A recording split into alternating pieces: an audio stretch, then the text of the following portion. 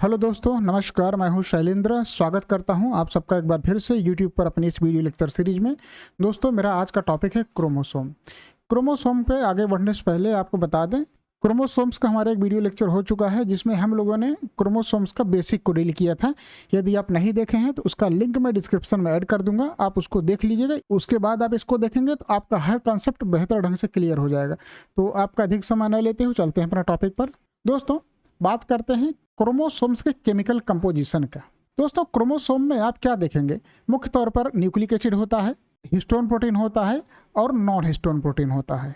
अगर हम nucleic acid की बात करें तो न्यूक्लिक एसिड में दोस्तों 40% डीएनए होता है और लगभग अप टू 10% तक जो होता है आरएनए होता है। ठीक है। हिस्टोन प्रोटीन की बात करें तो हिस्टोन प्रोटीन दोस्तों 40 से 50% होता है। नॉन हिस्टोन प्रोटीन जो होता है 10% तक होता है। ठीक है। बात करते हैं क्रोमोसोम्स की स्ट्रक्चर की।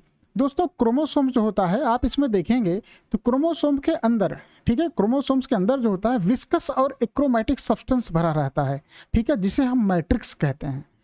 दोस्तों, यह मैट्रिक्स जो होता है एक पतली मेम्ब्रेन द्वारा जो होता है कवर्ड रहता है, जिसको कहा जाता है दोस्तों पेलिकल। दोस्तों, बात करते हैं क्रोमैटिड्स की। दोस्तों, जो क्रोमोसोम्स होते हैं आप उसमें देखेंगे कि जो क्रोमोसोम्स के जो लॉन्गिट्यूडनल सब यूनिट्स होती हैं, जो लॉन्गिट्यूडनल आर्म होती हैं, उसी को कहा जाता है क्रोमैटिड। दोस्तों, ये क्रोमैटिड जो होता है ये दो प्रकार का होता है। एक सिस्टर क्रोमैटिड होता है और दूसरा नॉन सिस्टर क्रोमैटिड होता है। तो इसको हम पहले समझते हैं, सिस्टर क्रोमैटिड क्या होता है, नॉन सिस्टर क्रोमैटिड क्या होता है। दोस्तों, मान लीजिए एक क्रोमोसोम का सेट ये है, दूसरे क्रोमोसोम का सेट ये है। ठीक है। अब समझने की कोशिश कीजिएगा। क्या होता है कि आपसे बताया गया कि क्रोमोसोम की जो लॉन्गिट्यूडनल सब यूनिट्स होती हैं उन्हें कहा जाता है क्रोमैटिड्स। आप देख सकते हैं ये क्या है, ये लॉन्गिट्यूडनल सब यूनिट्स हैं। ठीक है। और ये दोनों क्रोमैटिड्स जो होते हैं एक बिंदु पर आपस में लिंक्ड होते हैं। ठीक है। वो बिंदु कहलाता है दोस्तों सेंट्रोमियर। ठीक है। ये क्या है, ये सेंट्रोमियर है। अब सपोज कीजिए कि हमने इस क्रोमैटिड का नाम रख दिया ए, इसका नाम रख दिया बी। ठीक है। उसी प्रकार हमने इसका नाम रख दिया सी और उसका नाम रख दिया डी। ठीक है। सेम कॉन्सेप्ट है। अब समझने की कोशिश कीजिएगा कि पहले बात करते हैं सिस्टर क्रोमैटिड की। ठीक है। दोस्तों, क्या होता है कि सिस्टर क्रोमैटिड का कॉन्सेप्ट ये कहता है जब कोई क्रोमैटिड, ठीक है, जब कोई क्रोमैटिड जो होते हैं एक ही सेंट्रोमियर से लिंक्ड होता है तो उसे कहा जाता है सिस्टर क्रोमैटिड्स। तो आपको यहाँ दिख रहा होगा कि क्रोमैटिड ए और क्रोमैटिड बी दोनों एक ही सेंट्रोमियर से लिंक्ड हैं। तो ये दोनों आपस में क्या कहलाए, ये कहलाए सिस्टर क्रोमैटिड्स। ठीक है। अब उसी प्रकार अब नॉन सिस्टर क्रोमैटिड की बात होती है। क्या होता है कि जब कोई क्रोमैटिड अलग अलग सेंट्रोमियर से लिंक्ड होते हैं तो उसे कहा जाता है नॉन सिस्टर क्रोमैटिड। ठीक है। आप खुद देखिए कि क्रोमैटिड भी इस सेंट्रोमियर से लिंक्ड है और क्रोमैटिड सी जो है इस सेंट्रोमियर से लिंक्ड है। तो बी, क्रोमैटिड बी और क्रोमैटिड सी ये क्या कहलाए, ये नॉन सिस्टर क्रोमैटिड्स कहलाए। दोस्तों, ध्यान दीजिएगा, अगर क्रोमैटिड सिंगल सेंट्रोमियर से कनेक्टेड है तो सिस्टर कहलाता है, नहीं कनेक्टेड है तो नॉन सिस्टर क्रोमैटिड कहलाता है। तो इसमें कभी कंफ्यूज होना ही नहीं है। तो ये था दोस्तों सिस्टर क्रोमैटिड और नॉन सिस्टर क्रोमैटिड। उम्मीद कर रहा हूं कि आपको समझ में आ गया होगा। ठीक है। दोस्तों, अब हम बात करते हैं सेंट्रोमियर को। दोस्तों, सेंट्रोमियर जैसा कि आपको बताया गया कि क्रोमोसोम्स की जो लॉन्गिट्यूडनल आर्म होती हैं जिन्हें क्रोमैटिड्स कहा जा रहा था, ये क्रोमैटिड जिस बिंदु पर लिंक्ड होती हैं, आपस में कनेक्टेड होती हैं, उसी को कहा जाता है सेंट्रोमियर। ठीक है। दोस्तों, सेंट्रोमियर ये बहुत कॉम्प्लेक्स स्ट्रक्चर होता है और बहुत इंपॉर्टेंट स्ट्रक्चर होता है क्रोमोसोम का। यही सेंट्रोमियर है जो क्रोमोसोम्स की शेप को डिसाइड करता है कि आखिर क्रोमोसोम जो होता किस शेप का होगा।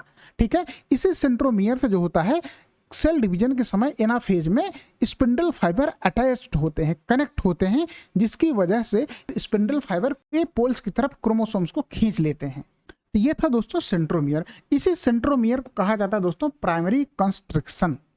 ठीक है। अब क्या होता है दोस्तों, आप देखेंगे ये जो प्राइमरी कंस्ट्रक्शन होता है, जो सेंट्रोमियर होता है, इस सेंट्रोमियर पे, ठीक है, इस सेंट्रोमियर पे क्या होता है कि प्रोटीन बनी हुई एक स्ट्रक्चर होती है। ठीक है। उस स्ट्रक्चर को कहा जाता है दोस्तों काइनेटोकोर। दोस्तों, समझने की कोशिश करते हैं कि काइनेटोकोर क्या होता है। यह है सेंट्रोमियर। सेंट्रोमियर पे दोस्तों क्या होता है कि प्रोटीन के बनी हुई एक लेयर होती है, एक बटन जैसी स्ट्रक्चर होती है। इस स्ट्रक्चर को कहा जाता है दोस्तों काइनेटोकोर। ठीक है। दोस्तों, ये काइनेटोकोर करता क्या है? दोस्तों ये काइनेटोकोर क्या करता है, ये हेल्प करता है क्रोमोसोम को सेग्रीगेशन में। ये क्या करता है, ये क्रोमोसोम के सेग्रीगेशन में हेल्प करता है।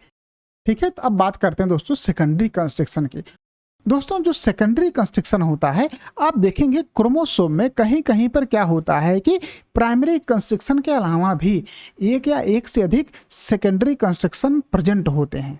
ठीक है, ये सेकेंडरी कंस्ट्रक्शन दोस्तों क्या करते हैं, दोस्तों सेकेंडरी कंस्ट्रक्शन जो होता है इंटरफेज के दौरान ये न्यूक्लियोलस के सिंथेसिस में इंपॉर्टेंट रोल प्ले करता है। ठीक है, आप देखेंगे कि कुछ क्रोमोसोम में सेकेंडरी कंस्ट्रक्शन के साथ ही क्रोमोसोम का एक छोटा सा पोर्शन जो होता है अलग हो जाता है। ठीक है, अलग ऐसा हो जाता है, उसका स्ट्रक्चर चेंज हो जाता है, बल्कि क्रोमोसोम से डिटैच नहीं होता है। उस स्ट्रक्चर को कहा जाता है सैटेलाइट क्रोमोसोम, जिसको अभी आगे डिस्कस किया जाएगा। ठीक है, बात करते हैं दोस्तों टीलोमियर की। दोस्तों टीलोमियर जो होता है ये क्रोमोसोम्स का टर्मिनल एंड होता है। ठीक है, ये टीलोमियर दोस्तों हाईली स्टेबल होता है, ये किसी दूसरे क्रोमोसोम्स के टीलोमियर के साथ ये फ्यूज नहीं होता है। तो ध्यान दीजिएगा, टीलोमियर जो होता है हाईली स्टेबल होता है और क्रोमोसोम्स का टर्मिनल पॉइंट होता है। जैसे एक आपको दिखाया गया है, ये क्या है, ये जो रीजन है ये टीलोमियर है। ठीक है दोस्तों, ये क्रोमोसोम का वही स्ट्रक्चर है जो आपकी किताब में बना हुआ है। आप देख सकते हैं क्रोमोसोम के अंदर जो होता है एक्रोमैटिक और विस्कस यानी जेली जैसा सब्सटेंस भरा हुआ है, जिसको हम कहते हैं मैट्रिक्स। दोस्तों क्या होता है, ये जो मैट्रिक्स है एक पतली मेम्ब्रेन द्वारा कवर्ड है, देख सकते हैं चारों तरफ से, जिसे कहा जाता है पेलिकल। ठीक है, अब क्या होता है कि आपको बताया गया है कि ये क्रोमोसोम में दो आर्म होती हैं, एक लॉन्ग आर्म होती है, दूसरी शॉर्ट आर्म होती है। दोस्तों लॉन्ग आर्म जो होती है उसको क्यू आर्म कहा जाता है, जो शॉर्ट आर्म होती है उसको पी आर्म कहा जाता है। तो ध्यान दीजिएगा, पी आर्म और क्यू आर्म यानी कि लॉन्ग आर्म और शॉर्ट आर्म जो होते हैं आपस में एक दूसरे से एक बिंदु पर कनेक्टेड होते हैं। ये बिंदु दोस्तों होता है सेंट्रोमियर।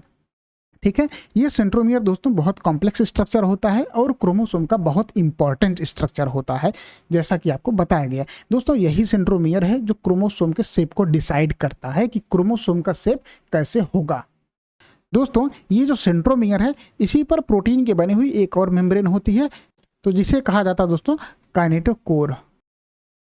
ठीक दोस्तों, ये जो काइनेटोकोर होता है ये क्रोमोसोम्स के सेग्रीगेशन में हेल्प करता है। ठीक है दोस्तों, इसी सेंट्रोमियर को प्राइमरी कंस्ट्रक्शन कहा जाता है। ठीक है, जैसा कि आपको डिस्कस किया गया कि क्रोमोसोम में प्राइमरी कंस्ट्रक्शन के अलावा भी एक या एक से अधिक सेकेंडरी कंस्ट्रक्शन होते हैं। ये सेकेंडरी कंस्ट्रक्शन दोस्तों जो होते हैं यही न्यूक्लियोलस के सिंथेसिस में इंपॉर्टेंट रोल प्ले करते हैं। ठीक है, ये जो सेकेंडरी कंस्ट्रक्शन है इसी से लगा हुआ एक और स्ट्रक्चरल यूनिट होता है जिसे कहा जाता है सैटेलाइट क्रोमोसोम। ठीक है, अब सैटेलाइट क्रोमोसोम क्या होता है दोस्तों, इसको समझने की कोशिश करते हैं। दोस्तों सैटेलाइट क्रोमोसोम या साइट क्रोमोसोम। ठीक है दोस्तों, साइट का पूरा नाम होता है साइन एसिड थाइमोन्यूक्लिनिको। ठीक है, बेसिकली इसमें थाइमोन्यूक्लिक एसिड पाया जाता है, इसीलिए इसको कहा जाता है साइट क्रोमोसोम। दोस्तों जो सैटेलाइट क्रोमोसोम होता है ये होता है सेकेंडरी कंस्ट्रक्शन का ही स्ट्रक्चर होता है, या कह दो सेकेंडरी स्ट्रक्चर का ही पार्ट होता है। ठीक है, ये काम करता है एक आइडेंटिफिकेशन के रूप में। दोस्तों आप एक्रोसेंट्रिक क्रोमोसोम में सैटेलाइट क्रोमोसोम को ऑब्जर्व कर सकते हैं। दोस्तों इसके अलावा मेटाफेज में आप देखेंगे सेंट्रोमियर के अलावा भी एक या एक से अधिक सेकेंडरी कंस्ट्रक्शन को ऑब्जर्व किया जा सकता है। दोस्तों अगर हम ह्यूमन क्रोमोसोम की बात करें तो ह्यूमन क्रोमोसोम में जो एक्रोसेंट्रिक क्रोमोसोम होते हैं उनकी शॉर्ट आर्म पे ध्यान दीजिएगा, ह्यूमन क्रोमोसोम में एक्रोसेंट्रिक क्रोमोसोम की शॉर्ट आर्म पे जैसे 13वें नंबर क्रोमोसोम हो गया, 14वें नंबर का, 15वें नंबर का, 21वें नंबर का और 22वें नंबर का क्रोमोसोम जो होता है इन सब पे सैटेलाइट क्रोमोसोम प्रेजेंट होते हैं। इसके साथ जो मेल्स में वाई क्रोमोसोम होता है उस पर भी सैटेलाइट क्रोमोसोम प्रेजेंट होते हैं। ठीक है, तो आप इस चीज को ध्यान दीजिएगा, ह्यूमन में 13वें, 14वें, 15वें, 21वें और 22वें के साथ साथ वाई क्रोमोसोम पर भी जो होते हैं ये सैटेलाइट क्रोमोसोम प्रेजेंट होते हैं, सैटेलाइट्स होते हैं। ठीक है दोस्तों, सेकेंडरी कंस्ट्रक्शन की वजह से जो होते हैं सैटेलाइट क्रोमोसोम का जो पोजीशन होता है एक फिक्स रहता है, कहीं चेंज नहीं होता है।